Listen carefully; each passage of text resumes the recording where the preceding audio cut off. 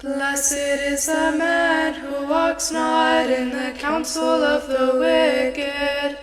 Alleluia, alleluia, alleluia. So welcome back to the show, Matushka. Oh, thanks for having me back. It's been a little while. It has been a little while. It's been a little too long, but we've missed you on the channel, but we got to meet in real life. We did. We had to have a couple slumber parties.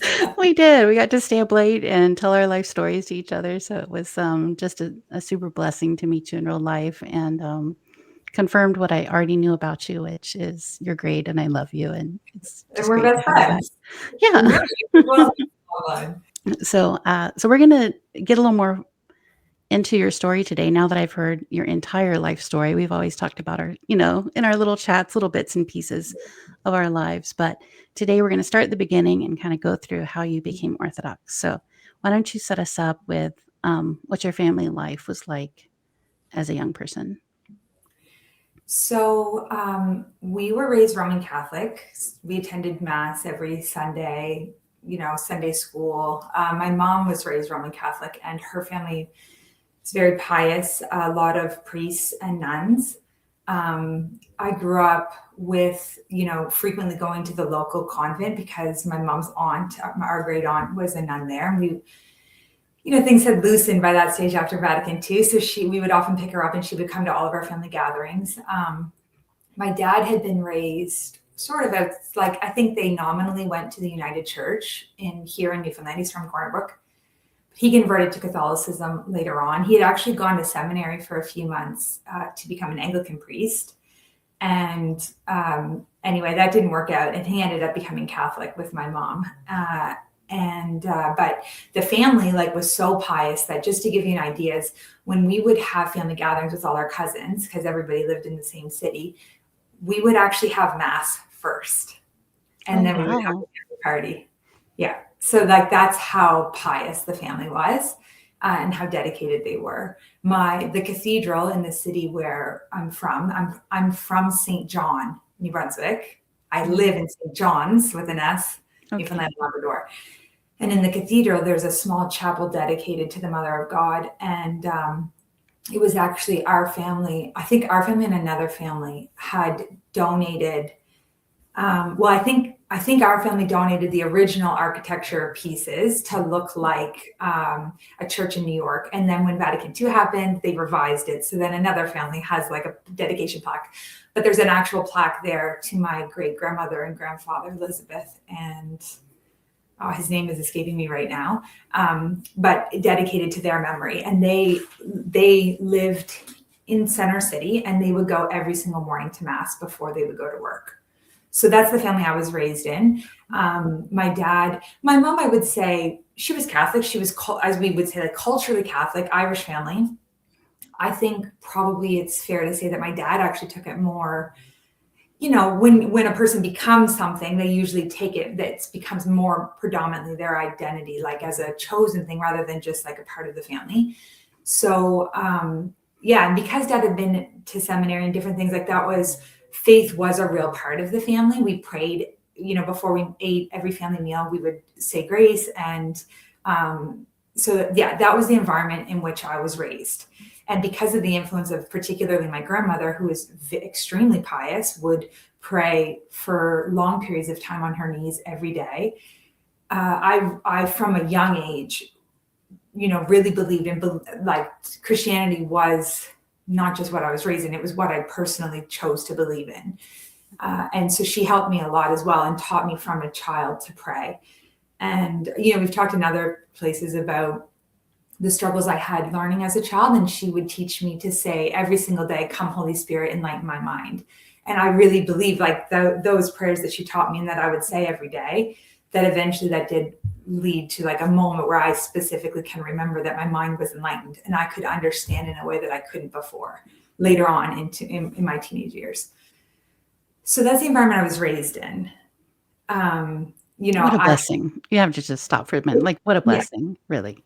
It really was. And, it was a different time as well. So, you had, the convent now doesn't exist in my city. They have since torn it down. Oh, It's wow. extremely sad. Yeah. And I had for a time considered maybe becoming a nun. I was like interested, in that. But hilariously enough, I went and stayed at the convent. And the woman who was in charge of like helping people to discern their calling, basically told me I was too traditional, that I wasn't a good Oh, fit.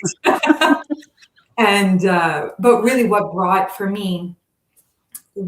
made me start to seriously question whether the Catholic Church was the right place was when I had just graduated high school. So in 2002, the Pope came to Toronto, and I had gone up with a group of people from my local city. We had gone up for World Youth Day, and it was an experience there at World Youth Day that made me say, is this what Christ meant? Like, is this it? There was like going to be a vigil the night before we did mass in this huge open field. And we had done like a Vespers service, and there was a huge stage set up way, like the field was massive. And there was a cross on the stage. And afterwards, a lot of people were sort of, people had come from all over the world. And so you had different people doing like a lot of ethnic dancing. And we were in a group of people with it. We were with it, just happened to be nearby these Italians, and they were, doing some ethnic Italian dancing. And I remember I kept looking back at the cross and looking at, the people that were dancing, and it was fun and people were joyful, but there just felt like such a dissonance between the cross and here we are in this field where we're going to have mass and the dancing. And I remember too, there were like these booths set up for confession. And I mean, I was raised Roman Catholic, and I only ever went to confession once. And I went to a Roman Catholic high school where we also had catechism in a high school. But the one time they did confession, I was doing a co-op program, so I wasn't there that day. So I had only ever done my first Holy Confession. It wasn't a part of the custom of our life. And I was looking at these confession booths that were completely empty, and all these people were, dancing. And it really stood out to me as there was something there that didn't feel like it fit. And that sort of thought, later led me to embrace traditional Anglicanism with my brother, who had become traditional Anglican, and my sister-in-law for a time, but not that long of a time before we found Orthodoxy. So your brother had left the Catholic faith before you and became Yes, Anglican. Okay. That's right. So in university, like I would say I always kept my Christian faith. My brother, I don't think would necessarily say the same, that there was a time more when he was, questioning. And I remember he and my sister-in-law went one summer. I think it was at least 3 months. They went hiking on the Appalachian Trail. And I remember I had made my brother a hemp necklace, and I had like a Buddha bead or something. And I don't know if he had asked me to put it on or if I just put it on, but I remember him being like, this is going to represent, that I'm seeking enlightenment, that I'm seeking, something. I don't think he would have said the truth, but like that was sort of the idea he was getting at. So when he went to university in Fredericton, so Fredericton's like the capital of our province. It's just an hour or so from where we grew up. He and my sister-in-law moved up there to go to university, and they both ended up converting to Christianity through philosophy. Simultaneously, Father John, who was raised, atheist, just like my sister-in-law, no affiliation whatsoever with the church, never had gone, not Christmas, not Easter. He also was converting to Christianity through the study of philosophy. And they had actually all started to attend the same Anglican church without having met. They were studying at the same small liberal arts university, and they were going to the same church, and they hadn't met. So I think for like about a year, maybe 6 months, they were attending church and didn't know each other. And then later, obviously got to know each other and became friends. So that sort of began like a new phase. They were traditional Anglicans because at that time in Atlantic Canada, what we call the Maritime Provinces, there was a very traditional Anglicanism. Like we would use the Book of Common Prayer. People are familiar with that. They'll know, Book of Common Prayer services, much more. The services are very beautiful. They're basically would look more like what Roman Catholicism looked like before Vatican II.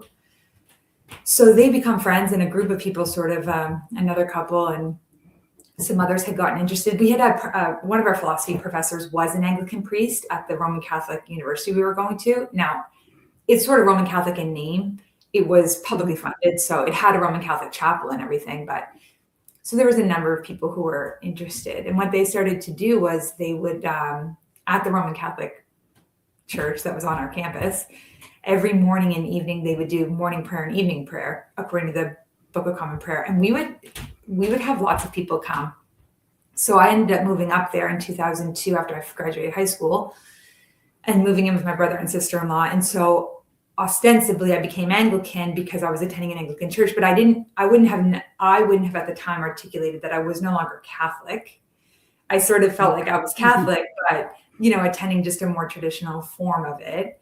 And it wasn't really until later that I would have considered myself Anglican in name, So they had become friends. They were and then there was a group of us who were doing these, like, we'd get together on a Friday night and go out for a beer and like read Shakespeare out loud or read Clement of Alexandria out loud. And these were the types of things we would do together. We would be praying morning and evening prayer. We would be going to church frequently. And then as like the years sort of went by, we started to also do things like, we would do fast days where we would not eat or drink for the whole day. We would go to church, usually on a Wednesday. We would go to church. We would like read. We would do the services, the daily services. We wouldn't speak to each other. We would do like, if we weren't doing the service, then we were sort of praying privately. And then, maybe we would read the scriptures or something like that out loud. And that's what we would do for a full day because we were very much wanting to live like an ascetical form of Christianity. And that was the best we could come up with, basically, It's beautiful to have like spiritual friendships like that. That's it's actually, I met my husband in a similar group in Santa Cruz. We had a bunch of young people who were like college aged, and we had daily vespers and matins at the church there. So or liturgy. And so we would go and, attend the service, and then we'd kind of hang out together, especially in the evenings. And the same thing, talk about theology and, bond together. And out of that little group of us, you have several that have monastics as children, or they became a priest, or they became a monastic. Like it was a really beautiful thing. And I think none of us would be who we are if we hadn't had that formation, like that help. It's so much harder to be a Christian by yourself. Yeah, definitely. It was a really nice, it's probably some of the most nostalgic memories that I have are of that first degree that I did. And we were living in Fredericton together, and we were all like super enthusiastic about our studies. We were studying great books, and we were talking about these things, like big things that, influence the world, and believing in Christianity and believing in Christ, and like doing all these extra prayers during, like, in the days leading up to Easter. And the best approximation we could do of basically an Orthodox lifestyle. But see, at that time, like, Orthodoxy was so unknown. This was, this was over 20 years ago. So I went up there in 2002 and I graduated in 2006. So, I graduated 20 years ago. So we were doing this a long time ago. And the only Orthodox church in our province at that time was a little Greek parish in the city where we grew up in St. John. So, we were really enthralled with the fathers, especially. Like, we read the fathers a lot. And it really, we were able to be satiated by that for a long time. But then, the longer it goes, the more cracks start to show. One of the things that really stood out to me was like the disunity of Anglicanism. You could have people with vastly different opinions, and the fact that even we, as this group of young people coming into the university, we were treated very much like, oh, you guys are fanatics. Like, there was no sense of like the bishop or other than this small group of more traditional Anglicans, that they, thought of this as necessarily good. They very much were like, all, like most of the, like Father John and Father Matthew at the time, another friend of ours, they were really interested in becoming Anglican priests and weren't met with a lot of enthusiasm, to say the least. Like, went far down the path in some cases with being ordained, and the bishop just was not interested in having people who had really any kind of traditional bent. So that, I mean, it's not that, oh, shocker, people don't like, a more traditional form of Christianity. It was, we weren't like necessarily scandalized, because we also had like other priests to look to that were traditional and were, did a lot within the preview of their own parishes. Yeah, for me, it shows the times, though. 20, 30 years ago, the time, what was happening in the culture was everyone was moving away from tradition. There weren't a lot of people asking about tradition back then. No, not at all. Like, we're talking the years that in Canada that, you have the first emerging LGBTQ rights and stuff that prior to that, just, it didn't really exist. Like, it wasn't a conversation anyway. These things existed, but like, they weren't so prominent in the culture. And at the same years as, we're being traditional Christians, you're having this stuff be introduced for the first time publicly and endorsed, like legalization and all of those things. So certainly the culture was not inclined towards that form of Christianity, or just even traditional family values. It just wasn't the times, not like you'd see today, where you'd at least see that these are emerging themes, at least in our culture. Even if not as predominant in Canada as they would be in the US. You just did not really see that stuff, back then at that time. So I didn't say I considered myself Anglican until, so let's see, I met Father John for the first time in 2001. I had gone up to Fredericton. I was still in high school. I'd gone up to Fredericton to help with wedding preparations for my brother and sister-in-law. And it was so funny. Like, this is so classic my husband. So I get into the car, like we all get into the car. There was a bunch of us, squeezed in, people on each other's laps to drive to church.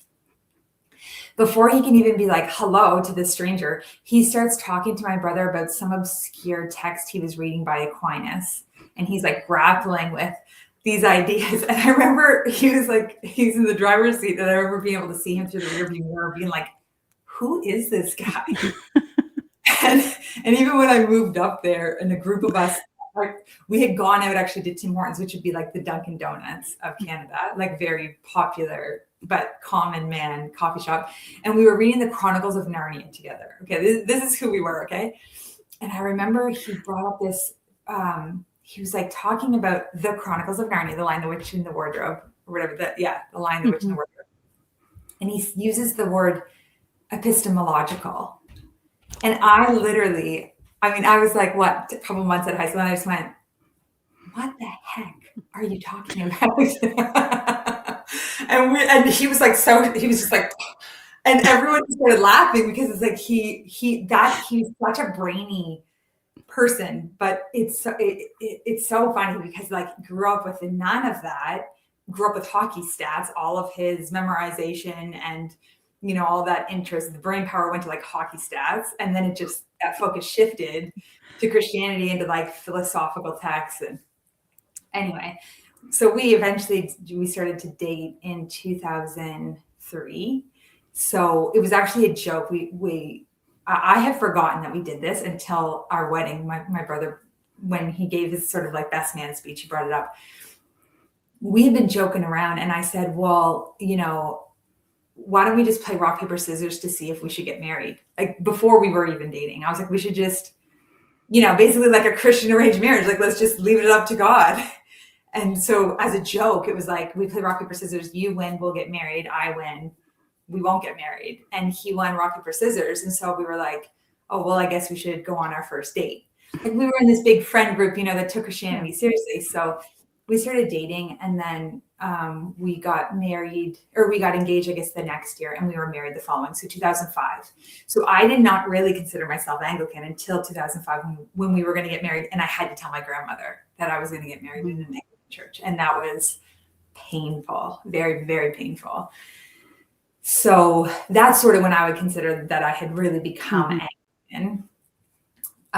But at that, like around that time, they had graduated. I was still in university finishing up my degree.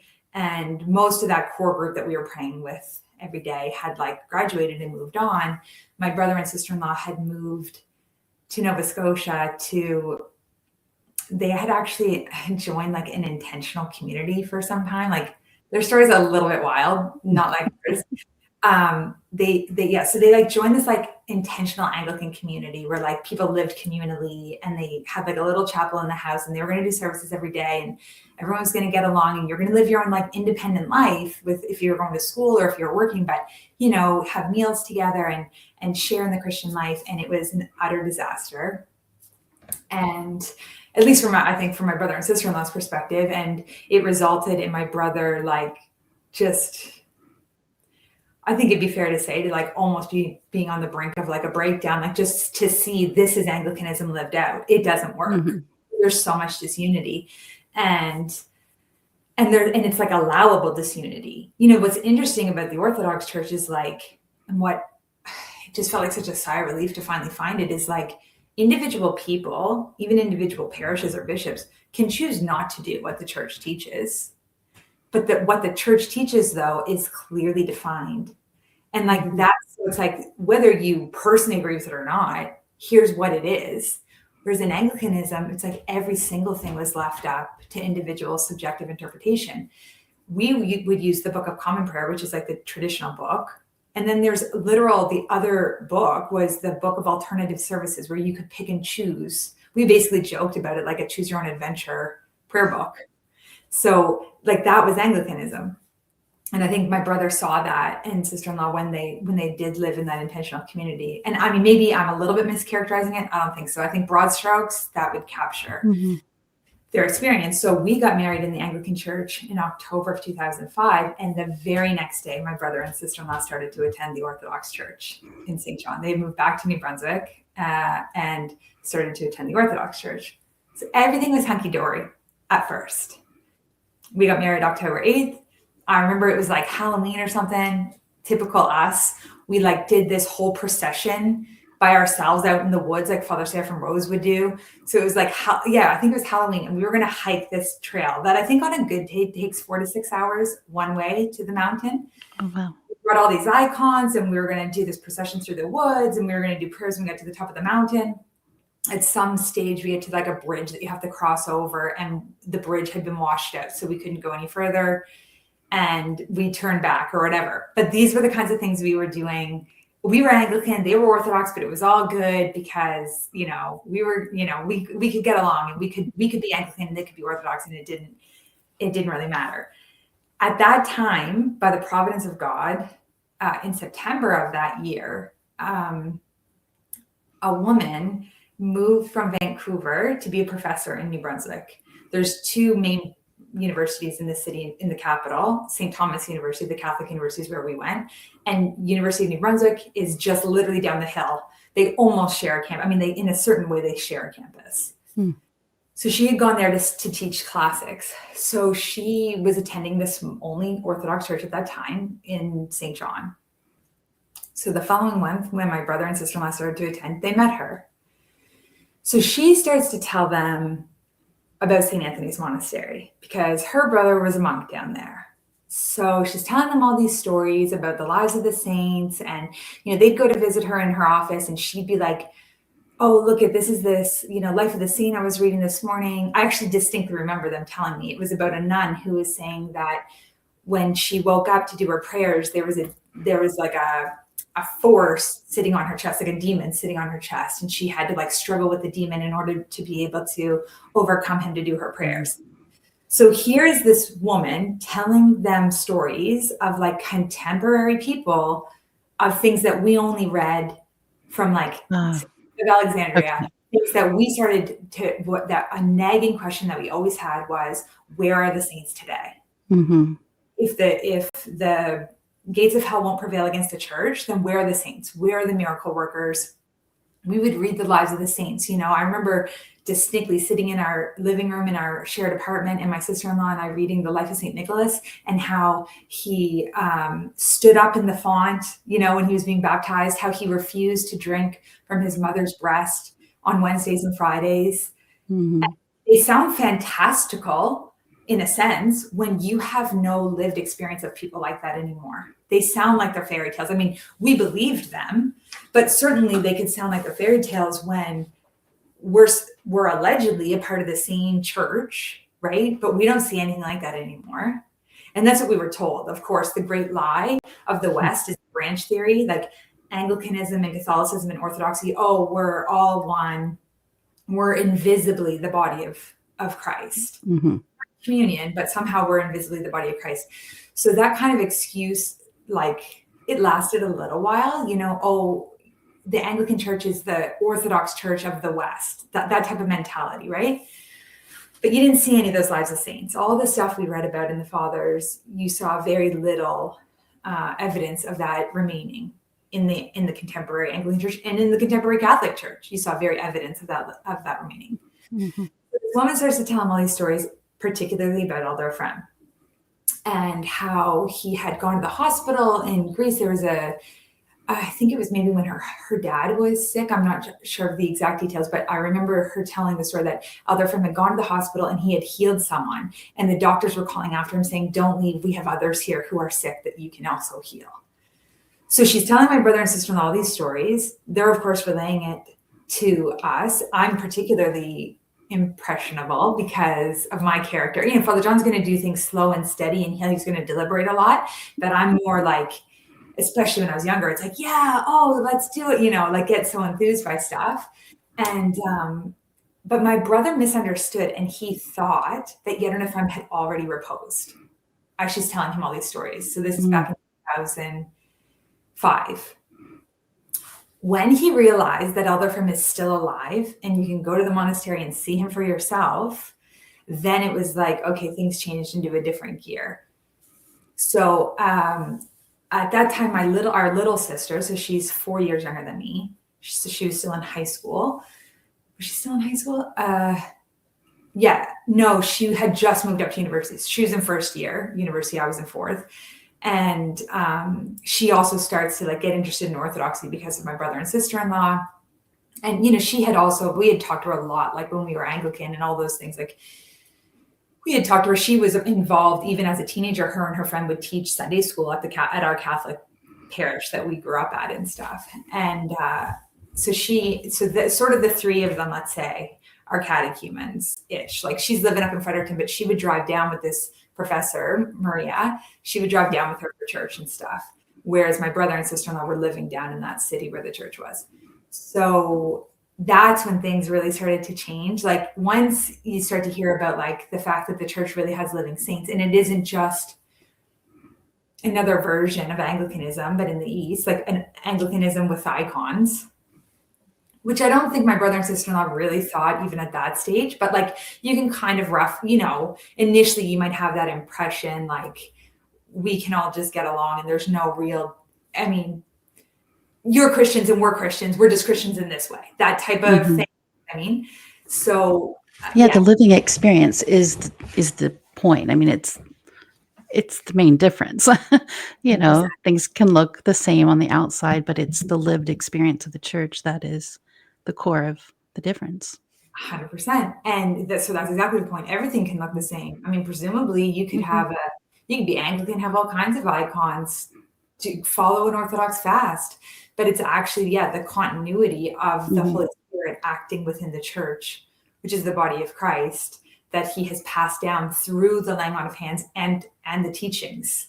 So, when we start to hear more about Elder Ephraim and this living person who lives and acts in ways that the apostles did, then it starts to be wow, so this is substantively different, because we don't have that in our version of, we don't have any signs of that for hundreds of years of saints like that in our tradition. So, around that time, I start to get, as we say in Greek, it's causing me problems. Well, let me pause you real quick. But so I know, if you're in Protestant circles, which is more of what I came out of, even though I did go to Catholic school for a year when I was little, but if you're in Protestant circles, if you were to have those thoughts about the difference that you're seeing a lot of people would start maybe justifying it with, well, miracles really ended at this point in time in history. We're not really supposed to. Was there any of that going on in either your thoughts or the people around you? Or Yeah, I you think had that already done extensive reading, so you yeah, but I think that there history. was that impression definitely among the priests that we were connected with. Like there was Mhm, some, and I don't remember, Father John might remember, but there were definitely going to be rational explanations for why things look different earlier than they do now. mhm, They were vastly different. Like I remember we were involved with this sort of like youth summer camp, and you'd have like different courses and people would go, and we had gone, and I remember one of the priests that we were really close with, he was like, he was asking a question that apparently was rhetorical, but we didn't take it as rhetorical. And he was like, who here would like to be a saint? And a bunch of us were like, and he was like, like as if somehow that would be like, what, an egotistical thing to say? Like, I don't understand what the problem is. Of course, right. we want to be saints. That is the point. So, yeah, but like, do you know what I mean? So like there's some Right. some weird, rational, Yeah. whatever mindset that allowed them to think that the way that they thought, I guess, to explain that there were no more saints like there were in the early church. So they definitely would have had some form of arguments for that. Well, just Um, like we were saying, it was the time of moving away from tradition. They were also rationalizing all of that at the same time. That, elevating the human intellect and rationality over Yeah, and that was lived all the experience. scholasticism. Mhm, Since the schism, this is what the West has done. It has rationalized its own existence. Why yeah. this, why that? It's all scholasticism. And interestingly enough, we haven't gotten there in our story yet, but when we get there, when Father John did decide to come, so John at that time, when he did decide to come with me down to the monastery in Arizona, one of the fathers, that's what they said to him. They said, because his whole thing was scholasticism, and the response was, well, they in the West, they lost the Holy Spirit, so they had to come up with something. And I remember thinking, like, you didn't just say that to John. He's going to lose it. But when someone speaks out of out of pure love and not out of a desire to criticize or Mhm. to condemn or to alienate, even words that are alienating, allow people to accept them and for barriers to come down rather than to come up. And that's what he was so told the very first time he visits the monastery, which he didn't really want to go, but he did it. He came with me, and that's what he was told. And he could accept that in humility. And that was really interesting. So anyway, we're getting ahead of ourselves. So what ends up Okay, so happening, you hear about the monastery. yeah, we hear about the monastery, we hear about all this stuff, and I start to, have more and more issues. Like, I think there was a conversation that my brother had with me, because I vaguely remember in the apartment that John and I moved into after we were married. And so there was something that he kind of was alluding to, I think, that was making me feel like, so you are saying that we're not the same. And he was trying to be cautious, but like I was catching what he was unintentionally or maybe intentionally, kind of putting out there. And, simultaneously too, because I still had my university, I was still in university, I had access to our library where we could get documents delivered. So like books that we wouldn't have, you could order them from different universities. So of course, Father Matthew had me order the Rudder. So while waiting for him to come and get the Rudder from my city, Do you wanna explain what that is for people? so the Rudder is like the whole collection of all the canons of the Orthodox Church. So it's all of the things that like, it would be like maybe like a diagnostic manual for a doctor, that type of thing. Okay, like this illness is caused by this thing, and this is how you would treat it. Mhm. But spiritual, right? And the joke of it is that the Rudder isn't really like for lay people in the sense, because it's for the doctors and the specialists to determine Yeah. where the illness is and what medicine the person needs. But anyway, he got me to order the Rudder. And this is so classic us, though. Like we went from the same type of Christians in Anglicanism to the same type. Not generally recommended for catechumens and inquirers, though. Let's No. just make sure people understand that. Yeah. No. And anyway, so I read a lot of it while I was, and I was so intrigued because there were things in the Rudder that stood out to me. Like, I don't know if we want to go way down this rabbit hole, but there were just certain things that Yeah. I had come across in other, at other times and in other contexts is where then when I read the rudder, I was like, see, that makes sense. That makes sense when it says this or that. That makes sense to me. So I wasn't like put off by the rudder, which some people, if that was one of the first things you read from Orthodoxy, you'd be put off by it. I wasn't. I thought it was very, very interesting. And again, because everything was so ambiguous with Anglicanism that it was nice to be like, oh, wow, they have like a clear manual of like the moral life and, you know, right faith and how you would live that and what, you know, how penances are tied to, you know, certain kinds of sins like that. I don't know. I like that. And by nature now, I know my personality well enough now to know I like rules. So that, you know, I enjoy that I like to know the why behind things. And that's what, you know, the rudder kind of can provide that why. But again, yeah, you definitely wouldn't indiscriminately just pick it up and start reading. I mean, you'd have to It's have one of those books that fathers always say you actually have to have a blessing to read it. Yeah, I mean, You it's don't just just go buy it for yourself. why are you reading it? The point is there's other Yeah. things that are helpful for us. That's not necessarily going to be the most helpful for us, Yeah. like as individuals struggling Christians. Right. So anyway, now I start to have problems in my own mind, like what the specific thought that I had. Every single night we would do evening prayer, right? Anglican evening prayer, and we would read the Psalm 50 was a part of it.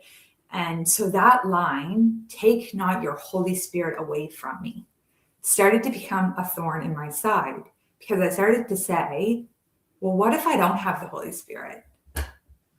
And, you know, when some people encounter Orthodoxy, it's just like, oh, wow, this is beautiful. I want to become Orthodox at the end. There's no like, it doesn't turn your world upside down necessarily because it depends where you're coming from, right? But for loads of people, when they encounter Orthodoxy, it turns their world upside down because it starts to make you question things that you never, ever expected to question. And it can be a time period of a lot of turmoil. And it's really important that we just like go through that and don't overreact. Just like, okay, maybe this is difficult, but like, I don't need to overreact to this thought I'm having. I need to just like bit by bit, try to figure it out. But that was really overwhelming for me. That sort of idea of like taking out the Holy Spirit away from me. And like, what if I never had the Holy Spirit? What if all of like how I lived my Christianity isn't valid? And all these like, you know, start to spiral thoughts, right? But these were only my questions. They weren't my husband's questions. They weren't the way he felt. He was perfectly fine with my brother and sister-in-law being Orthodox and him not being Orthodox. He had no problem with it. It didn't cause him complex. For me, though, I also was extremely close with my brother and sister-in-law, like best friends, lived with them, like looked up to them. They had been together since they were in high school. So like from young, you know, I knew like Catherine was like my older sister and my older brother. Like I basically I idolized them. So that was on an interpersonal level, that was hard for me that they were something that I wasn't. And to have my little sister now start to be interested and start to go to church with them. Like Christmas that year, Father John and I went to the Anglican church. They all went to the Orthodox church. My mom went to the Catholic church. And that was really hard for me, like Christmas Eve, not to be together. And Father John wasn't even with me because he was serving in the Anglican church. So he's like up with the priest. So I was sort of just there by myself. So this, it starts to gnaw at me. And what ends up happening is because my brother's heard all about St. Anthony's for Christmas, he's ordered books for us, right? And he ordered me Elder Ephraim's book, Counsels from the Holy Mountain. But the father, who I later met, and I love him, and this is so funny and so much his character. Instead of like writing and being like, we're out of all of those books, is there something else you would like? He literally just mailed St. Joseph's Monastic Wisdom and was like, we were out of the other one. Here you go. You can have this one. And so Father Matt's like, sorry, I ordered you a different book, but this is what the monastery sent. So I started to read, and I remember it being like Christmas Day and looking, like opening the book and like seeing some of the photos and like having no desire to read this book. I felt a lot of interpersonal turmoil and I just really didn't want to read the book. And a little bit, maybe a month or so prior to that, we had, like I said, we were close with a lot of Anglican priests.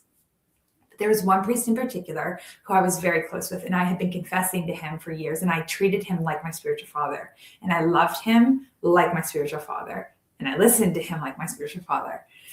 So when I started to have these questions, I went to talk to him about it. And I kind of thought that he would like talk me off the ledge. That's what I think thought would happen. But instead, when I went to talk to him, I think he got spooked thinking that the words and the thoughts I was articulating were John's words and thoughts, which they absolutely weren't. They were only mine. And he started to be like, you know, like, where is this coming from? And not responding the way that I anticipated how he would respond.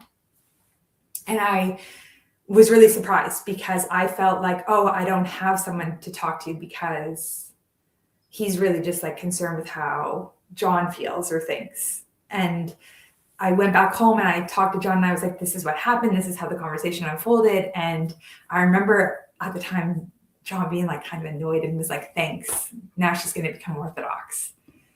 And so that that exchange was really difficult for me. I was a very emotional person, and this changed after my baptism. But before my baptism, I was very emotional. So like something like that, I took it very, very personally because I was a very oversensitive person.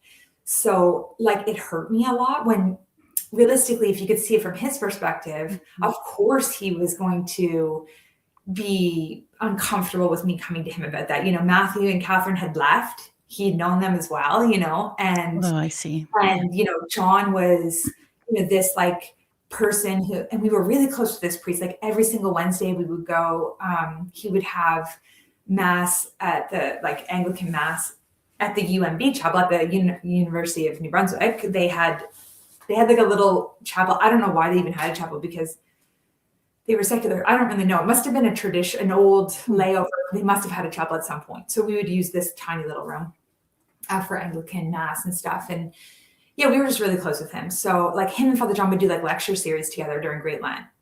Okay. Like that's how close they were. Like Father John was basically treated like an honorary priest.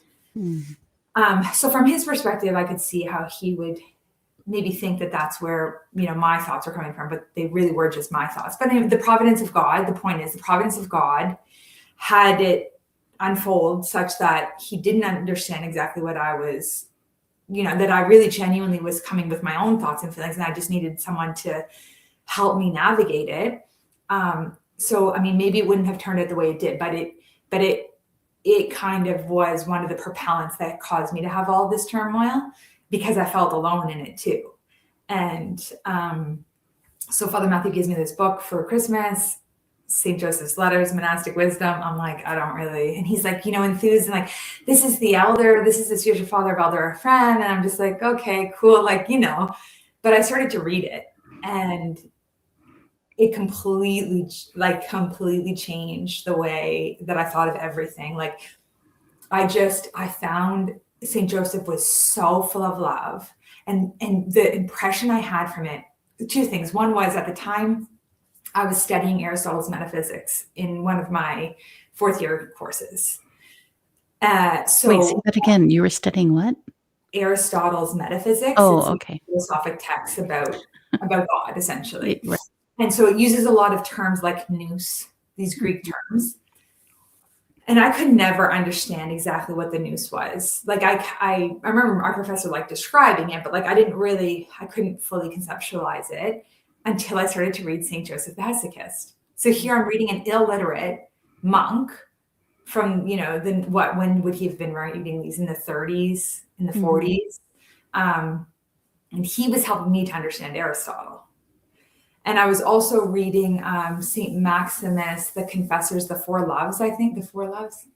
I can't remember exactly what the title is, but again, same concept. It started, St. Joseph's book helped me to understand St. Maximus's book. So that itself was interesting to me. Like this illiterate monk is helping me to understand philosophic texts from a great philosopher from before Christ. But more than that, that was more like on an intellectual level. On a spiritual level, I started to feel guided by someone again. And that, I guess, when you think about the providence of God, when I think of that lack of like that relationship that a little bit got damaged with the person that I consider my spiritual father, that maybe helped me feel even more attached to St. Joseph and even more like I trusted his advice even more. And there was just this like one random line. And so like now this is going on, now we're on whatever. We're like January, February, I'm reading his book. And my brother and sister-in-law and my sister decide to go and visit St. Anthony's during what would have been our March break of our, you know, our break from reading week, I guess we call it here at the university. So the three of them are going to go. And I'm like, man, that would be really nice. But I'm not going, right? Because I'm Anglican and I'm married to a guy who's going to become an Anglican priest. At that same time, I had a conversation with John where I kind of leveled with him and I said, I don't feel ready to be a priest's wife yet. I mean, I was only, I had just turned 22. So we got married a month before. I was 21 when we got married and I turned 22 in November. So, I mean, I was really young and I just was sort of saying to him, I don't feel like I'm ready to be a priest's wife. In reality, of course, I was having that turmoil. And that was really one of the main reasons why I said that to him. I was afraid to go and get ordained. You know, it's like, and I'm still trying to figure things out. So sorry, were you gonna ask something? Yeah. Do they ordain men much younger than we do? Oh yeah.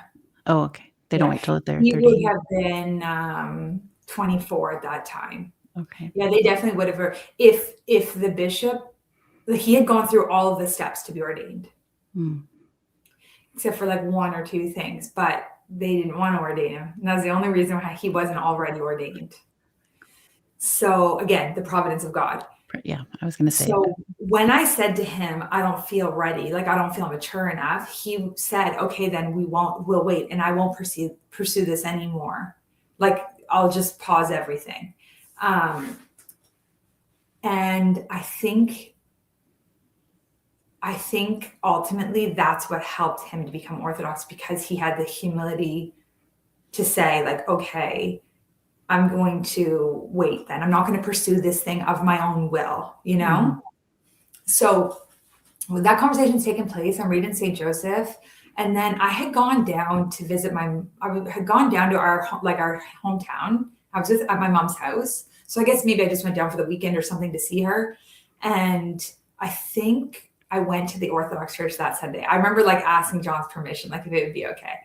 And I went with my brother and sister-in-law and my sister.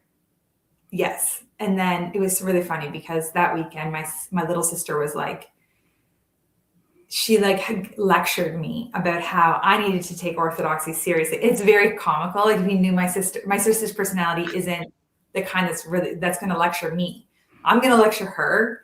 Matthew's going to lecture her, but she's not going to lecture us. It's just that's not the dynamic in the family. But on this one particular occasion, she lectured me and was like, you need to take this seriously. Like, I don't know what all she said. I just remember telling her, you don't have any clue what it's like to be married, and that you can't just make your own decisions. Like you have someone else you have to take into consideration.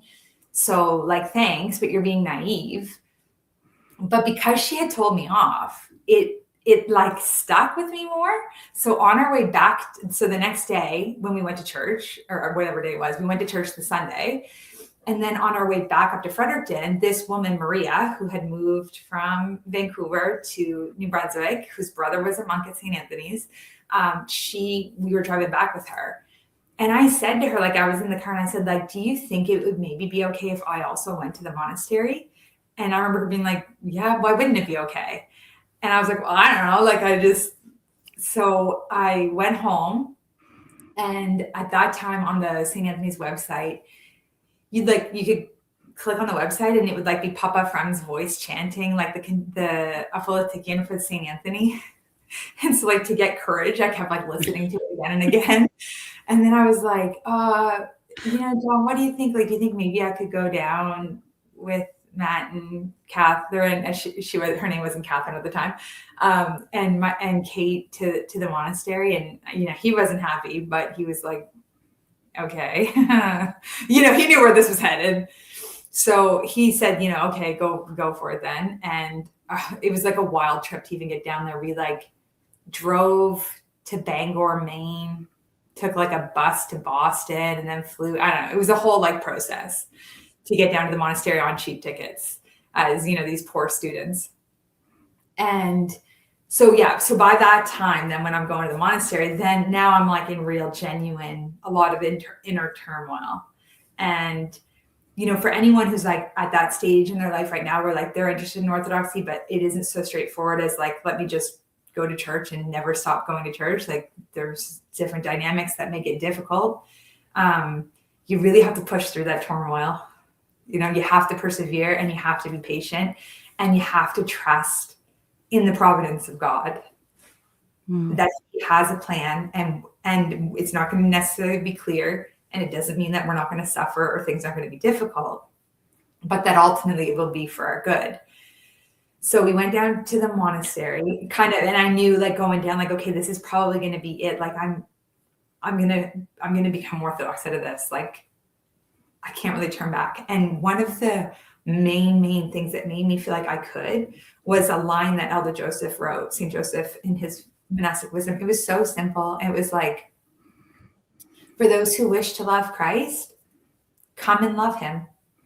And it was so impactful for me.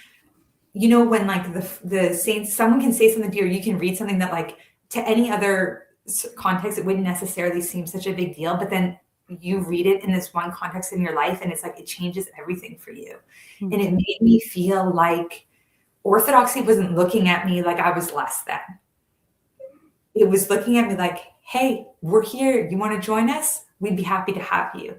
And like out of a place of love, and not out of a place of which I'm sure tons of non-Orthodox Christians can feel. Like you look at me like I'm inadequate, and you look at what I do as wrong and erred and all these things, when in reality, Orthodoxy is saying, look we love you and we want you with us if you want to come with us. Like it was that kind of impression that I had, So yeah, we got down to the monastery, and this Maria just kept telling us, oh, my brother can help you, like just ask for my brother. He'll be able to help you. She didn't tell us who her brother was, but we figured it out. And then sort of the rest is history. We got down to the monastery. I remember just feeling so much like just turmoil, like, oh, my whole world felt like it was upside down. And then I spoke with one of the priest monks there, and he sort of just said, like, how has your journey to Orthodoxy been? I dissolved into tears. I couldn't talk for a while. Someone came and knocked on the door. He left, didn't say anything to me, just left. I was like, okay, I need to like get it together. And then like time just kept passing, and he wasn't coming back, and no one was coming. And I was like, do I just stay here? Like I had no idea what to do. But I was like, well, I'm just going to sit here and wait. Presumably someone would come and tell me, and like half an hour goes by, 45 minutes, however long it was. And he came back in the room, and he sat down, and he just looked at me, and he waited for me to start speaking again. And that experience alone, like blew my socks off, because I was like, I have never in my life met someone like you. No desire to fill space with empty words, no small talk, just perfectly comfortable to sit in silence. And, later when you read more like the Desert Fathers and stuff, and that idea of like being edified by someone's silence, that St. Anthony the Great, a monk keeps coming with all these other monks. Every time they go to visit St. Anthony, he would come, he would sit in a corner, he would watch and listen, and he would say nothing. And sorry, I'm getting it mixed up. This is a good one. But anyway, St. Anthony says, how come you never asked me anything? And he says, it's enough for me to just look at you. So in other words, like words aren't even necessary for me to learn from you. And then there's another story, where like a bishop, I think, goes out to the desert. He wants to speak to one of the elders, and the elders tell, the disciple, well, if he's not edified by my silence, then he won't be edified by my speech. And like, that's Orthodoxy. People live that they have the indwelling of the Holy Spirit, and you are impacted by their presence. That is Elder Ephraim. We couldn't speak Greek with Elder Ephraim, but just seeing him was enough to have an impact on us. And it does kind of turn you upside down, or you feel just the earth moving beneath you. because like you said, it's not like anything else you've ever experienced, and there's no judgment or anything in it. Exactly. But there's just it's like this weird space that you're in, that your interior life is turned upside down, but nobody's rushing in to like reorganize it. You're just there with the chaos. Okay, now what? Yeah. Yeah, it's and that's where it goes back to like it's a lived experience. Mhm. It's like the grace of God is transmitted in a way that's not used with words, which all of the West thinks it needs a word for every single thing. Let me define everything and let me split a hair of everything. And, it goes back to that famous Aquinas quote, how many angels can sit on the head of a needle? It's like, who cares? Who cares how many angels can sit? First of all, it's infinite, but who cares? Do you know what I mean? But that's like the Western mentality of like, let me split apart every single thing with a word. And Orthodoxy is like, let me edify you by my presence, because I have allowed God to come and dwell in me. And so that's why the relics are holy, because my physical body has become holy by the indwelling of the Holy Spirit in the lived experience of the church. And so there's just so much richness to Orthodoxy that it was like, it felt, everyone always says like, it feels like coming home. It feels like coming home. It feels like, for me, what it felt like was, this is what I have believed and wanted my whole life. It was like, I just didn't know the language. It's as if you are a natural born English speaker, but you've never heard that language. And somehow you hear that language and you're like, yes, this is my language. This is the language that I knew in my mother's womb, but I never have heard it articulated. That's what Orthodoxy felt like to me. Everything just felt like it fit. I didn't feel like, after I got through that like turmoil, I didn't feel like I had to reject anything that I believed in. I felt like what I believed in was perfected in Orthodoxy. It was refined in Orthodoxy. It was corrected in Orthodoxy. So it wasn't this like, oh, I have to throw everything away. Once I really encountered true Orthodoxy, it felt that way prior to that, when I was in a state of turmoil and not really knowing. But once I really encountered it, it became like, no, this is just what I've always wanted. And from childhood, if someone had introduced me to Orthodoxy, this is what I would have wanted, particularly when it comes to icons. And, because I loved art from a young age, I loved making art. So it was like a natural expression of the human person. We beautify our churches just like we beautify our homes. And, those things were lost in the West. The parish I grew up in as a Roman Catholic was like a very modern church. It was no stained glass. No, it had a cross, but it wasn't even a cross. It wasn't even a crucifix. It was like a cross. And then it was like a statue of Christ, like as if he was resurrected, like off of the cross, like very modern Right. art. Yeah. And so we get to the monastery, and basically I just said like, what ends up happening then at that juncture is I became a catechumen. So it's literally 20 years ago today, to the actual day. It was the Feast of St. Nikolai Velimirovich when I had this conversation, and I was like, okay, I'm going to become Orthodox. Like, I'm going to become a catechumen. And I remember saying, I'm going to do whatever you tell me to do because St. Joseph has led me here. But I want you to know that it's going to be hard because that's when it gets decided. I'm no longer going to go to the Anglican church. I'm no longer going to teach Sunday school at the Anglican church. And, I'm going to start to exclusively attend the Orthodox church. So, it was definitely not going to be easy with my husband, who was not interested in any of those things. And, so we go back home, and obviously I have no memory of explaining that I'd become a catechumen. I think it was probably just maybe understood. Like, I think John knew going down there, that's what was going to happen, but we must have had some conversation about it. But like, one of the reasons why I shared all that information about our past, like with our friend group, reading, drinking beer at the pub and reading St. Clement of Alexandria out loud, is to situate the fact that John and I had no other common interests other than going to church, reading like the fathers and talking about those things.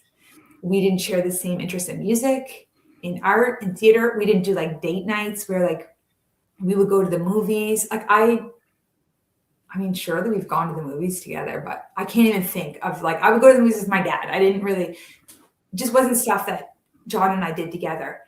So now for me to become a catechumen, like literally, like that was the whole basis of our entire relationship. So it was certainly going to create a lot of difficulty.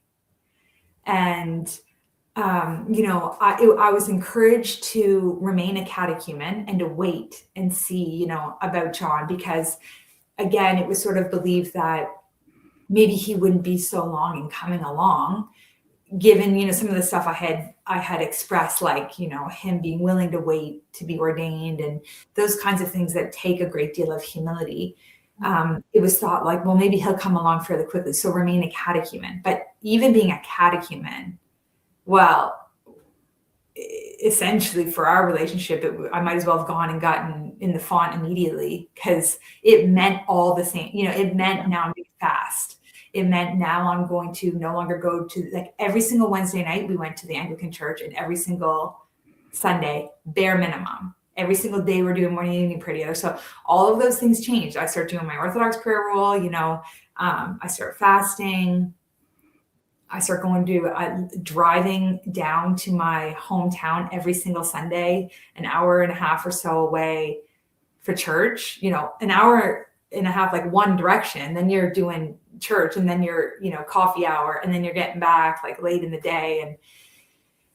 And meanwhile, he has to continue to go to the Anglican church where we were married, where we've been for years, where we've taught Sunday school, where we knew everyone, and he's serving and he's doing all these things by himself, and his wife isn't there anymore. So like it was significant in its negative impacts. Of course, that's huge. So how did Father deal with that? I mean, that had to have been hard for both of you you seem like you obviously loved each other very much. As you said, you had all this shared interest in the faith and in following Christ to the, like, fully. You're both on board with that. So. Yeah, I think it was hard for him. My memory when I go back to those years, it's like that's when things, because my turmoil had ended, right? I had embraced Orthodoxy. I was going down on Friday nights to the Akathist hymn with this Professor Maria. My life felt like, I have finally found this thing that I would have always wanted to be a part of. For him, and he's not really as expressive and stuff, so he didn't say a whole lot, but it was, I'm sure, very painful. And then because I'm a lunatic and have high expectations, before I had even left St. Anthony's, I was like, do you think I should come back for Pascha and bring my husband? So I asked him, like, would you come back? Would you come down with me for Pascha? And he agreed. So he came that soon. He came down to St. Anthony's. Like, I had gone in March and he came in April. And it was during that visit, I'm pretty sure it was during that visit where he was told, scholasticism, when they lost the Holy Spirit in the West after the Great Schism, they had to come up with something, and that's what scholasticism is. So he had come down, he'd attend at services exclusively in the narthex. He didn't eat in the trapeza with the faithful. He would wait, and he would go and eat in the trapeza afterwards. But we followed the rules back then. Even as catechumens, we always departed. We literally had never seen a full liturgy until after our baptism. That was the first time I had stayed in the actual church. Even though the priest in our little church in St. John would be like, "You don't need to depart," and it was like, "No, you don't know. We're traditional in every form of Christianity we take." Sort of in your blood. Yeah. So we would depart. So that Pascha, my brother and sister-in-law ended up getting baptized. My sister continued as a catechumen as well. And then what happened was very interesting. On that trip, it was recommended that I pray to St. John Maximovich for John. And I was just told, he's a really holy man. And I didn't know anything really about St. John Maximovich. I knew the connection with Father Stephen Rose, because Father Stephen Rose, his biography was the first book my brother read. Do you want to tell us real quick about St. John, just so people that are listening might not know about him? St. John was, he's like technically Russian, but like I think he was really born in Serbia, so it's like a mix. But he's a 19th century saint. He was a very pious monk, became a bishop, was a bishop for some time in Brussels, in Europe, then was a bishop in Shanghai in China, ended up collecting all sorts of orphans that he would find like on the streets of Shanghai. And then he was in the Philippines. I don't know, he might have been in the Philippines before Shanghai. I'm not sure which one comes first. And then he immigrated to America, and he brought with him like all of these orphans and refugees. And then he immigrated and lived in San Francisco and he was the bishop of what's called now, it was at that time, the old cathedral. Mm-hmm. They made the new cathedral while I think just maybe nearing the end of his life. And he also had an orphanage in San Francisco. So he spoke 7 languages. He was very extraordinarily pious, a miracle worker. A fool for Christ. Yeah. A fool for Christ. Little tiny man would walk around barefoot, would give away his shoes, he was a bishop. Like, people have this expectation that a bishop will be well dressed and be presentable, and his hair was, shaggy, and he didn't care about his appearance. He cared about imparting the love of Christ to suffering souls. When Christ started his ministry and he read from the book of Isaiah, and he says, I have come to heal the brokenhearted and, to free captives, or whatever exactly the wording is. And Christ says, today these words have been fulfilled. Like, I'm the one who has come. I'm the Messiah who has come to heal the brokenhearted. That's what St. John was. He was a person who healed the brokenhearted, and he didn't shun like the most insignificant by the world standards people. He embraced them and he took care of them. When he died, his body remained incorrupt. So it's there in San Francisco in the cathedral of the new cathedral of the Joy of All Who Sorrow. So when I was told like, oh, pray to St. John Maximovich, he's a very holy man. Truthfully, I remember being kind of scornful because I was so impatient, and I just I wanted to be baptized right away. I just didn't want to wait around for this foolishness. I was such an impatient person. Wait around for your husband. Yes, my husband to also come into the one holy, apostolic. Anyway, so when I returned, so now we're Pascha. We go back to New Brunswick. I have since finished my undergrad degree. And we had decided to move to South Korea because I had a ton of student loan debt, and my brother and sister-in-law had a ton of student loan debt. They had moved to Korea. Friends of ours, a part of that group of Anglicans, they had lived in Korea a few years before that and had taught English. And so it was through them that we knew about this as like a possibility. Go to South Korea, teach English, make a bunch of money, pay off your student loan. So Matthew and Catherine had moved there, I don't know, June maybe, or May, maybe the spring. Maybe right after Pascha. I'm not sure. Definitely around that, maybe spring. And because I had finished my degree, but of course I call that my first degree that was for fun. I have 3 degrees. 2 are for fun. One got me a job. So that was my first degree for fun, the Great Books degree. And my second degree for fun was my master's degree that I studied in Greece, that I studied the theology of icons, the presuppositions of the Orthodox iconographer. And then when we came back to Canada, I did a 3rd degree, social work degree, so that I could actually get a job. And we could support ourselves here, where he didn't make a lot of money as a priest, as an Orthodox priest. Anyway, so we had decided to move to South Korea because, remember, he's going to pause and he's not going to pursue the priesthood. So this kind of frees us up to go and teach English in South Korea and pay off my student loan. So we returned to New Brunswick, and I was reading the life of St. John Maximovich. And I read the section that said there was a woman who was losing her eyesight, and she was reading the scriptures, and she read about, the water of Siloam, and how when an angel would come down and trouble the water and someone would enter the water, the first person to enter would be healed. And she thought, this is what I need. I need the water of Siloam to put in my eyes, and my vision will be restored.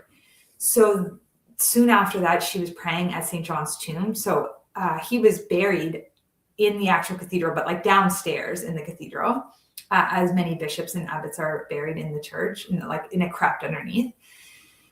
And she goes to pray at St. John's tomb, and a woman comes up to her and says, oh, I just got back from Jerusalem, and I brought you some water from Siloam. And she's totally stunned. She puts the water in her eyes, and I believe her vision's restored. So when I read this, I had the thought, I need to go to San Francisco and pray for John to become Orthodox. Now, on our way back from St. Anthony's at Pascha, we had done this crazy thing again, cheap tickets. So we had literally, it was like planes, trains, and automobiles. These friends of ours from Nova Scotia who now live in West Virginia, they were going down to Jordanville for Pascha. We were going to St. Anthony's. So we like all drove down together again to Maine. Then we took like a bus to New York this time, I think. Then we took a plane from New York to St. Anthony's. So it was this massively long trip.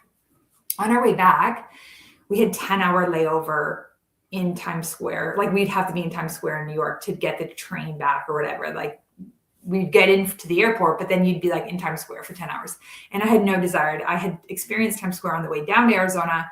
I had no desire to experience it on the way back for more than absolutely necessary. So on the way back, there was like this announcement that they had overbooked. And if anyone would be willing, they'd give them a voucher to fly for free anywhere in North America. That was what they said. So I didn't care. I got the voucher so we could spend less time in New York on our way back. I have this thought, I should go down and, I should go to San Francisco. But this voucher that fly anywhere free, I had looked already just to see where you could go. You could go nowhere. Nothing I looked up would allow me to fly there with this voucher, okay? But I have this thought. And so the next day I look it up and I see that this voucher will cover a flight to San Francisco. And I would arrive on his feast day, new style. So the cathedral wouldn't be celebrating it because they're on the old calendar, but for me, it would be his feast. So I'm like, okay, I need to do this. Like, and we're moving to Korea, right? So it's like, there's only a small window where we were moving to Korea as early as July. Like we were open to moving. I think we did end up going maybe the beginning of August, but like we were trying to get things together to get to Korea. So we only had so much time. And July 2nd is his feast day. So somehow I convinced John to let me fly to San Francisco by myself. And I didn't tell him why. And I was only 22. And like, that was a big deal for where, like, we're from like this small place, the Maritimes, where like our largest city at that time was like 175,000 people. Like we're not from these big places. I had flown on an airplane once before I went to St. Anthony's, and that was to Newfoundland from New Brunswick, which is just a couple hours, because my nanny had died and my dad was already here and I flew to meet him.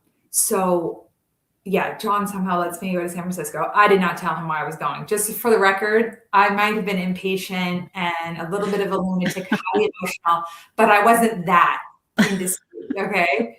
So I didn't tell him why. I just said I want to go and venerate the relics. So I flew down to San Francisco. I had no idea what I was doing. I didn't have a credit card. I used my mom's credit card, stayed at a hotel. The first day I took a cab to the cathedral, and I just assumed everyone in California, everyone in San Francisco would know about St. John Maximovich. His body is incorrupt. So I just like assumed I'd get into the cab and I'd be like, take me to where the saint is incorrupt. And they would know what I meant. He didn't know, just the cab driver didn't know. But anyway, so I went up and, I think I arrived like on a Monday or something and was able to venerate him. And, then basically would walk from the hotel up to the cathedral. Like I remember in my mind, now this is 20 years ago, I think today if someone dropped me off at that hotel, I would know exactly how to get to the new cathedral. You'd like walk down, you'd get to like the Golden Gate, and then you'd like go up around. And I have a good sense of direction. So once I saw like roughly where the cab driver went, I had a sense of how to get there. So the day 2 or so, I was only there for a couple of days. I met Father James, who is now Bishop James, and he was there at the new cathedral, and he was with a family, actually a Greek priest from Montreal. And so I, end up talking to him, and he's like, he was so gracious and he was so helpful. And I was telling him, we had become Orthodox. My family was becoming Orthodox in New Brunswick. And he started to tell me all these things about like St. Brendan the Navigator and like all these like Celtic saints. And, he was like, I have all this information I can give you. And so he invited me to go back to the old cathedral where he served with this Greek priest and his family from Montreal. And we all went back and he served a moleben, which is basically like a paraklesis. In Greek, it's like a supplication service. And he had St. John's mantle. I'm looking at St. John's icon now. It's the same in the icon. It's the same mantle. And he like put it on us. It's like the cloak that the bishop wears. and he did these prayers. And then he's like, so the priest and his family went on, and Father James was like, you need to come and see like the orphanage. So he took me over like to St. Tikhon's, and I saw like where St. John lived, like his little room, which was like his office, and he had his armchair there, and he, you know, that's where he would sleep. St. John didn't sleep in a bed. He was very ascetical. He slept sitting in an upright position. He left me just to sit in St. John's chair and like pray in the office by myself. And I remember he came back, and it's upstairs. I should have brought it down, but he gave me this medallion of when St. John was canonized. And it's on the back, it's the church in Brussels, where he was a bishop in Europe, and the church in Shanghai. And then on the other side of the coin, it's him holding the church of the new cathedral in San Francisco.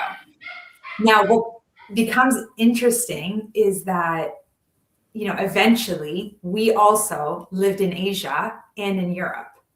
So as St. John did, he lived in Europe and Asia and America.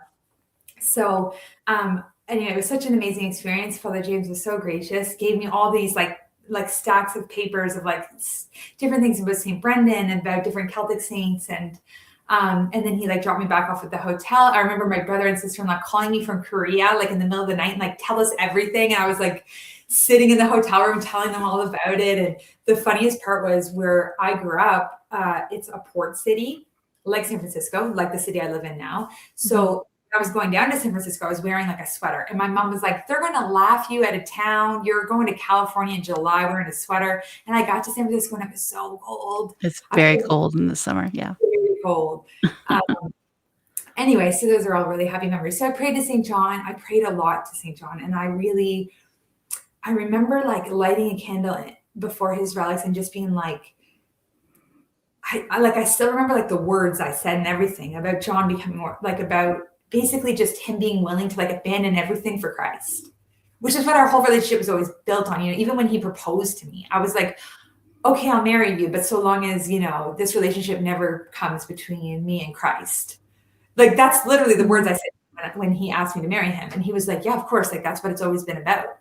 So anyway, you guys are so cute. I have to say that. That's like, yeah, of course. That's what we're always been about. Like that's the kind of marriage you want, guys. Too. So like, you know, you say those things when you're young and you mean it. It's not put on when you're young and you really think these like earnest thoughts, you know, you don't become cynical like we sometimes do when we get older and stuff. Anyway, so I went back to New Brunswick, and then, yeah, like within a month we had moved to South Korea.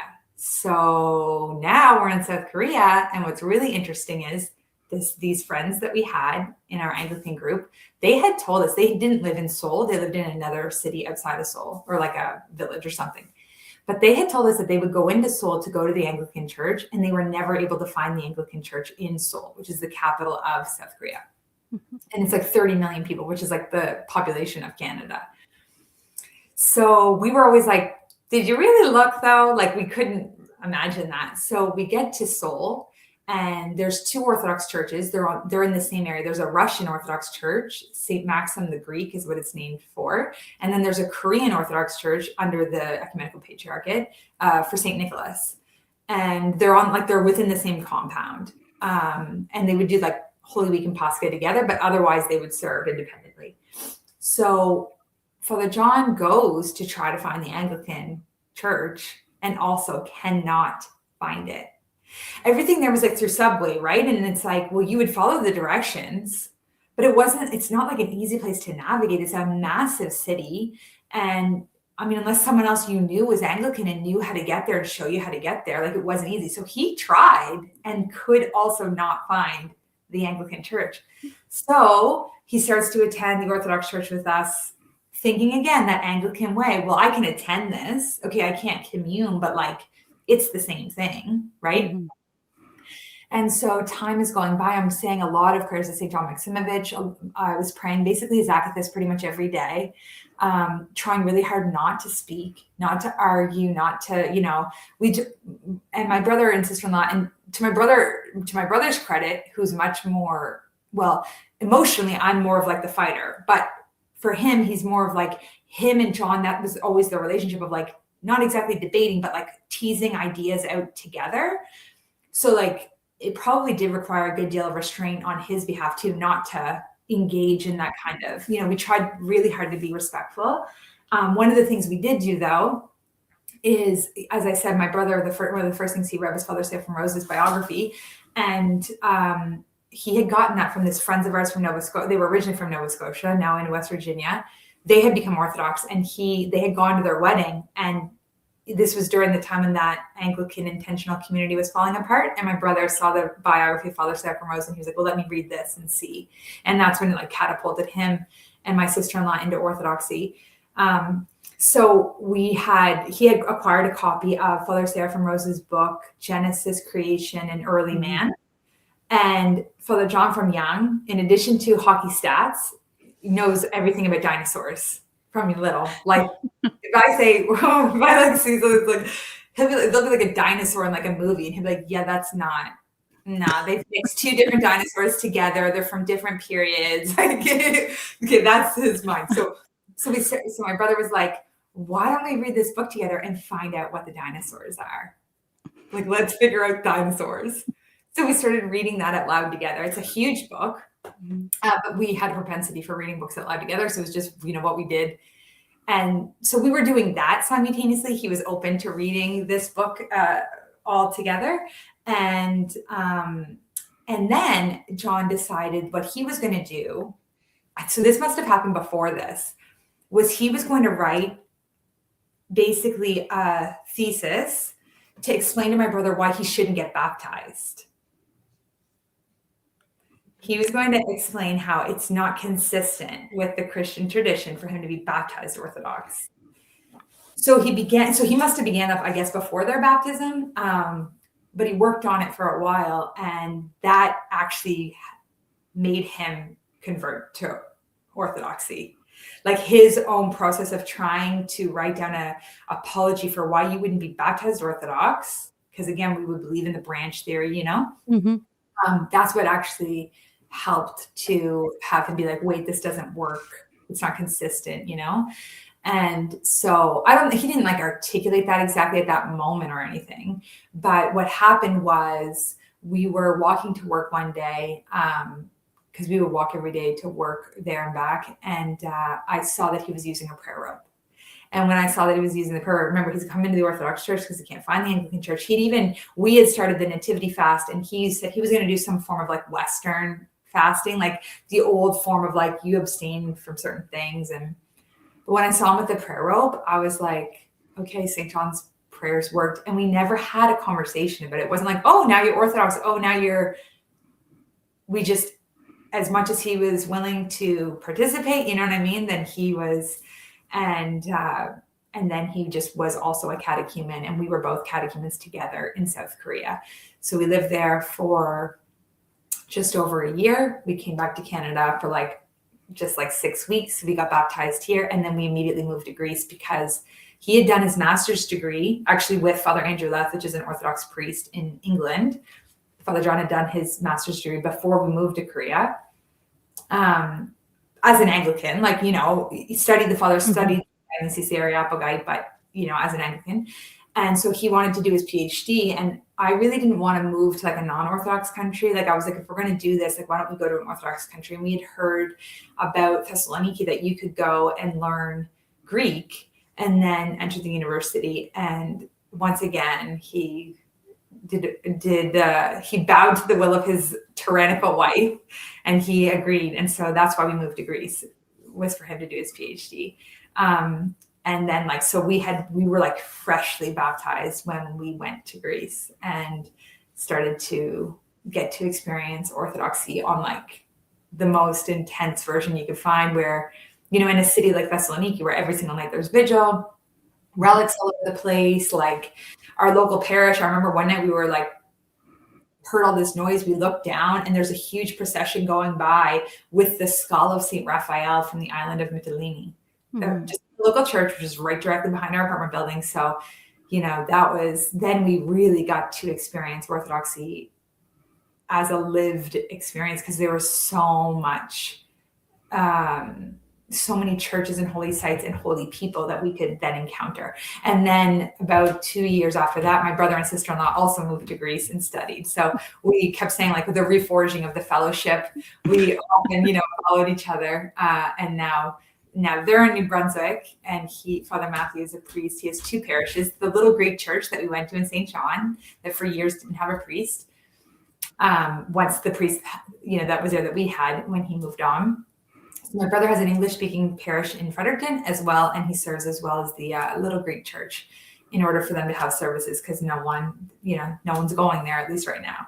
And then there's now a big Romanian church in another city in our province. So there's now 3 Orthodox churches in our province. But 20 years ago, you could barely find a book in English, as you know. Mm-hmm. We found Father Sacramose's books, and that was about it. And the only homilies you could hear were Costas Alalas. He basically was our catechist. We listened to everything from him. He was amazing. He's the most underrated teacher in America, I think, of Orthodoxy. You can get a lot of his talks online or And the other person was actually Father Stair from Holland. We were able to listen to his homilies. We would come home from church on Sundays in Korea and listen to his, because he put his online. So I didn't know that. I didn't tell you. I don't know if we'll keep this in or not, but I'm interviewing him tomorrow. Oh, really? Yeah. Oh, that's lovely. And his wife is very lovely too. I really love his wife. Yeah, and then my sister got baptized with us. Like, she was a catechumen for that time period as well, and we got baptized together. She stayed in Canada, and then years later, my mom was baptized in 2010, and our dad was baptized in 2015. So yeah, mom and dad were divorced, but they would go to church together. And I remember that just feeling so amazing. One of the Sundays I was visiting New Brunswick, and my brother's there serving, and my dad and my mom and my sister and I were all standing together. And I just thought, as a kid, like, we actually, as children, believed my brother would become a priest. There was many times where he ought to have died and he didn't. We really had this belief, like, God's preserving him, so he would be a priest. We thought Catholic priest, but it's so amazing, to have your family become Orthodox, and you just never know what will happen, and to remain hopeful and to persevere and to have patience and to look for examples of like saints, especially, that are going to help you through. Like in my case, it was Saint Perpetua, who I'm painting her icon here. So she doesn't have a face yet, but I had read her life. Like I'd said, my sister-in-law Catherine and I would read Lives of Saints, but I remember reading about her and her teacher, Satyrus. Small version. Her life is actually quite long. She wrote it herself, and then a pious Christian finished it when, the part that describes how they died.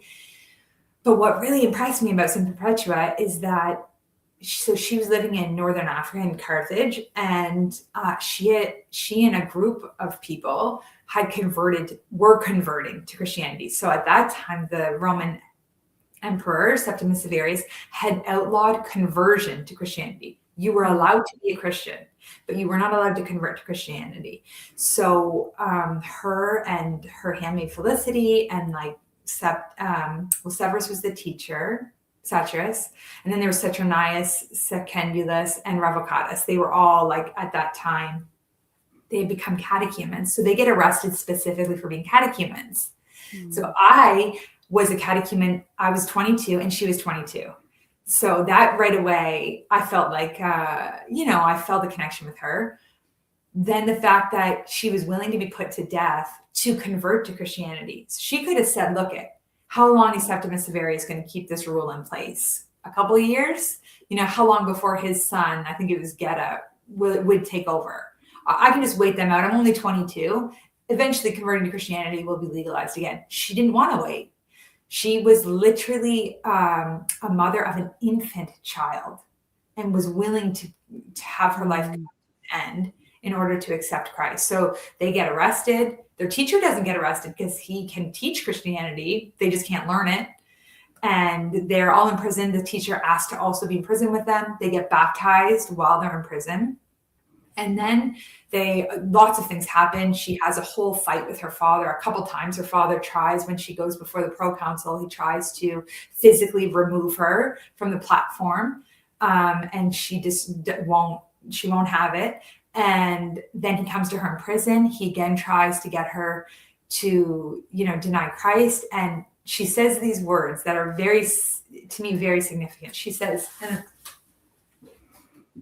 I put it here on her scroll. So when an icon has a scroll, or usually a scroll, it's because most icons, if you look at like the actual canons about icons, it's only if they're writers or if they're prophets. Prophets hold scrolls, and people like Cassiani, who wrote hymns, right?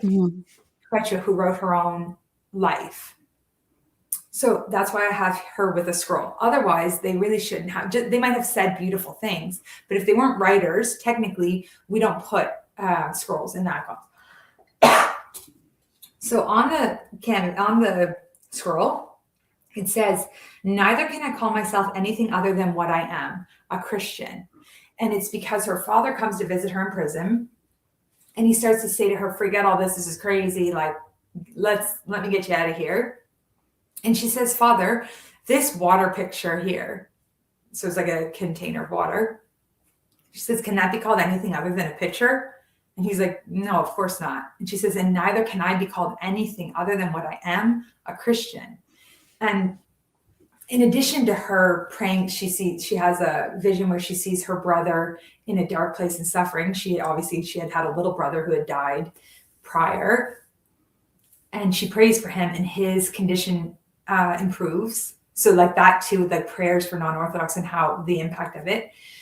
But this is sort of the idea of like why I don't call myself a convert. I don't believe in that terminology. I mean, I understand how it gets used, but I don't believe in that dichotomy of these people are cradle, this category of Orthodox Christian, and there's another category of Orthodox Christian that's convert. To me, there is no, why are we dividing ourselves? We are the body of Christ. We're Orthodox Christians. So I feel the same way. Like I can be called no other name but Orthodox Christian. I feel like, my life started when I became Orthodox. Yeah, I have a past and it brought me to where I am in the providence of God, but I am an Orthodox Christian. That is my identity and that is my inheritance. And that's how I want to be known. I don't want to be known as a convert because that somehow distinguishes me from other people in the church. And I don't believe in that, for us to be distinguished, we're Christians. We have the name of Christ. We don't need another name. This is our name, Christian, And so while I say, oh, I became Orthodox, or I'll say I was baptized Orthodox, or my family, I was raised Roman Catholic, my family became Orthodox, I never say I'm a convert. I just personally, I never have liked that term. And it just, I don't know, and it just doesn't seem as much, and I know we're like from a small part of Canada, but in Atlantic Canada, it just doesn't seem as prevalent. Like I don't notice other people saying like this. Sometimes I guess I do. Sometimes I think my mom will say it, but I don't know if like, has she been influenced by, I don't know, like podcasts or something that she's heard. I don't know. But just for me personally, I don't like to divide up groups in the church, especially like in Greece. I never even learned the name for convert. I never knew, no one called me that word. No, I never, when people themselves in Greece, if they have lived far from Christ, they say, at a certain point I became of the church. Like they would consider themselves the same as I am. Like you, I wasn't, faithful. And then I became at some point of the church. So anyway, that was just like a little aside. But the point being, find saints who you can consider a companion in this difficult, journey. Because sometimes it can be difficult. For some people, it's not. Like we have people who've become Orthodox in our parish that, it's just like, oh, wow, this is so beautiful. I'm going to become Orthodox. And it doesn't mean turning their entire world upside down like it does for some people. But just, like to persevere, to pray, St. John Maximovich's prayers worked. Like not just his, obviously other people were praying and obviously John was well disposed. But with prayer, it's like I heard a homily many years ago, like there just needs to be like a crack in the heart. And then because of prayer, the grace of God can like flood a person's heart. They can enlighten their mind. God can enlighten their mind. So So my story of becoming Orthodox is really my family's story of becoming Orthodox. You know, it was, Right. and I think we can often say that there's people that have really, you know, I'm Mhm. Orthodox as my little sister told me off that one. I mean, maybe it would have happened anyway, right? It would have probably, but still, like, it's just interesting to look back and to think about the providence of God and what things have impacted us, and for us to just accept things as they come and to, you know, take them in stride. Yeah, that's actually just what I was thinking because your story is very unique in a lot of ways of what you're coming out of and your little friend group that you have and the places you've moved to and the experiences you have coming straight into one of Elder Ephraim's monasteries, the main monastery really in North America.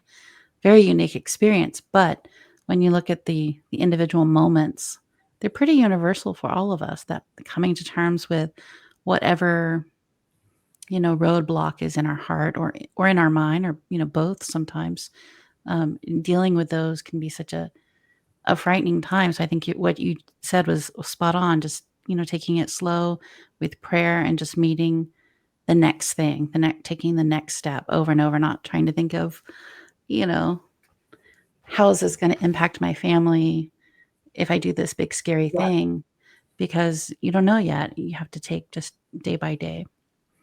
definitely. And for us to remember, you know, that Christ says, whoever, and it's a hard word, right? It's hard for us to accept, but whoever loves father or mother or brother or sister more than me is not worthy of me. Like Saint Mhm. Perpetua could have waited. She could have waited and stayed with her infant son and, you know, just waited for things to change a little bit, but she didn't feel like that was what was right for her. She was called at that moment to become a Christian and she accepted it. And then Christ tells us, so that's like early in St. Matthew's gospel. Later on in St. Matthew's gospel, Christ will say, and whoever has left father and mother and you know, daughter and son for the sake of me, they've left lands, they will inherit 100-fold in the kingdom of heaven what they've left behind for my sake. So everyone has to discern for themselves when it's right for them. Like, no, I didn't immediately get baptized, but even becoming a catechumen, like what that meant was ostensibly the same thing as if I had gotten, in our case, in the way that, you know, I made the, you know, at that time, like not going to any other church, not, you know, Mhm. all kinds of things that we had done prior. So everyone will make that decision themselves, right? Because not everyone can do what I did, but just that we would, at least within what's within our control, to say, okay, but if I'm called to accept Christ, then in what way am I doing it, at least today? And then to pray and to persevere and to have patience and to be cautious, you know, and not to speak so much. You know, I know it's common for men to become Orthodox more first and then for the women. But the absolute biggest impact we're going to have is by changing our own ways of life. Mhm. That's what's going to impact people, and that's what's going to convict them that what we have found is the truth. When we try to debate and argue and explain, like a lot of times, not only will words fail us just on a human level, but sometimes ego can be in that, and it just is not going to be helpful. What's helpful is to pray and to actually live the life.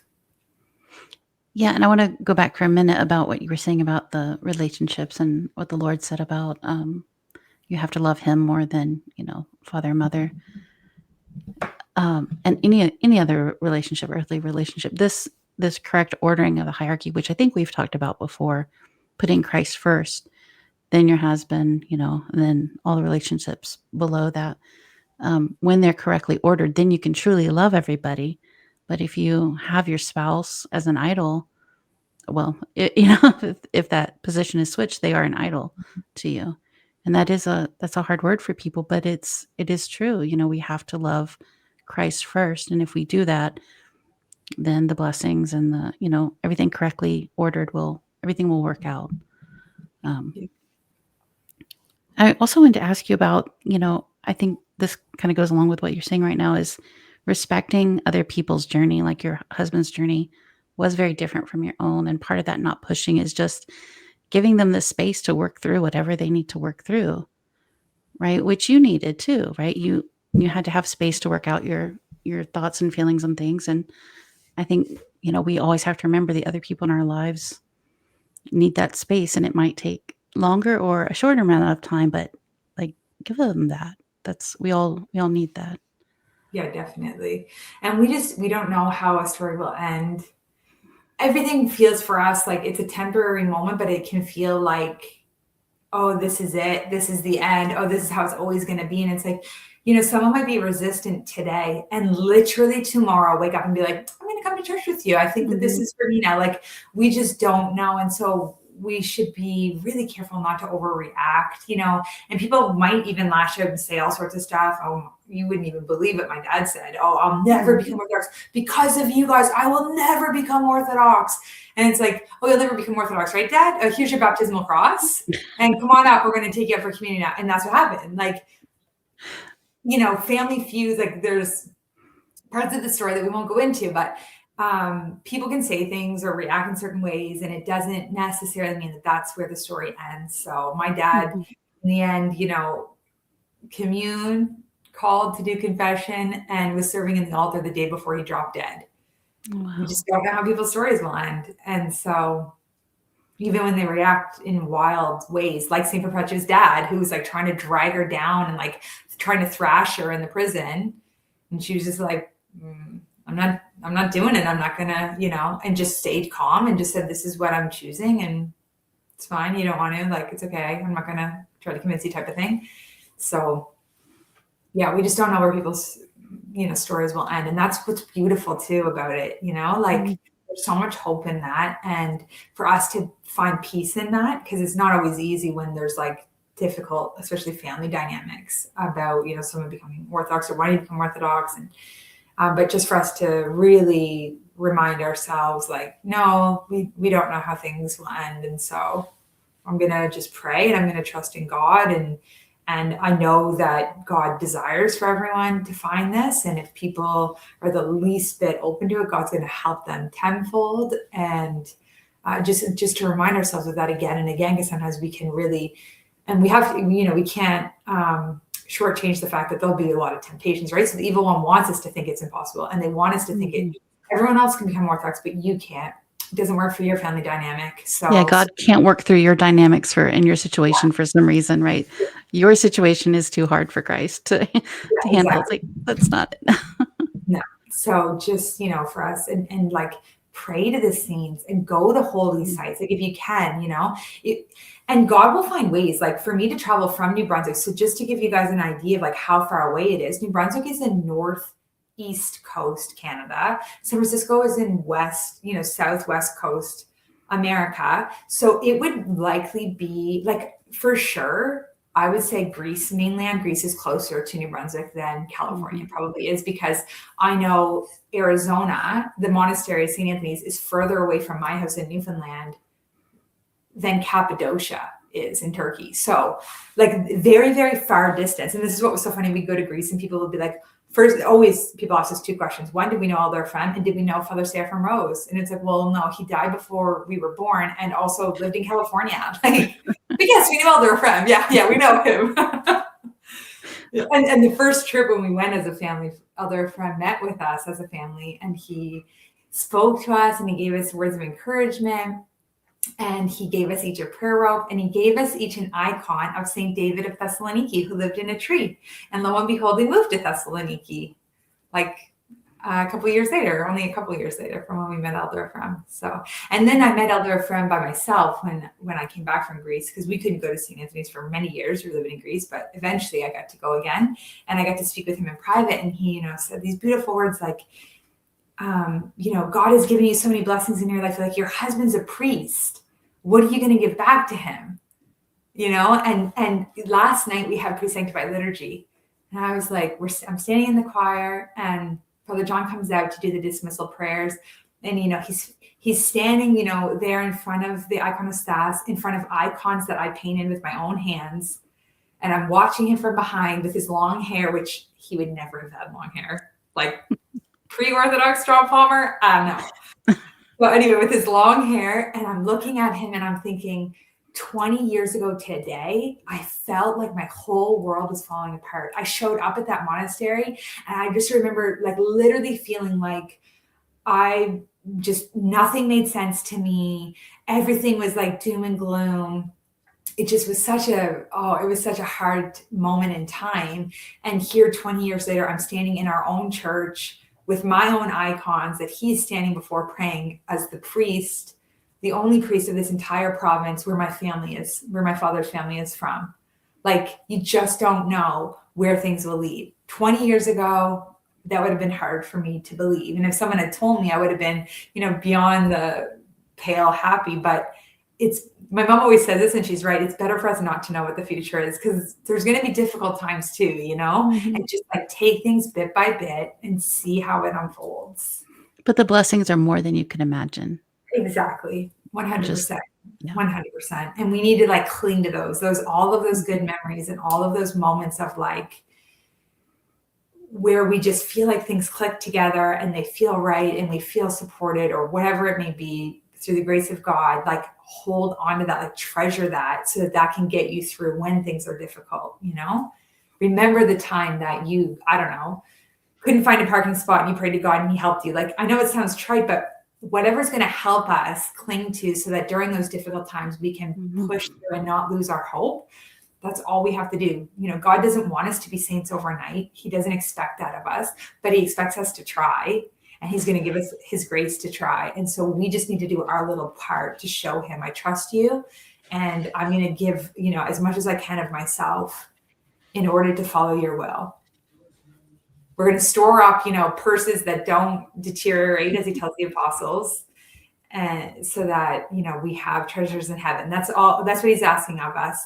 And we can do that even in tiny little incremental moments and situations that actually do build a whole treasure house of spiritual rewards for us in paradise. It's a beautiful place to end it, Matushka. So congratulations on your 20-year anniversary of being a catechumen, and God bless you for, all the things you've put out into the world for helping other people in their faith, your 3 books, the many icons you've painted, the talks and the encouragement, and being a Matushka. So God bless you, and Father John in your ministry. We all really love you. Thank you very much. Through your prayers, through the prayers of many, many people, we're able to keep, trying to live for Christ. Thank God. Thank God for everything. It was great to see you. It's been too long since we've had you on the channel. So thanks for being here. Thanks for having me. Alleluia, alleluia.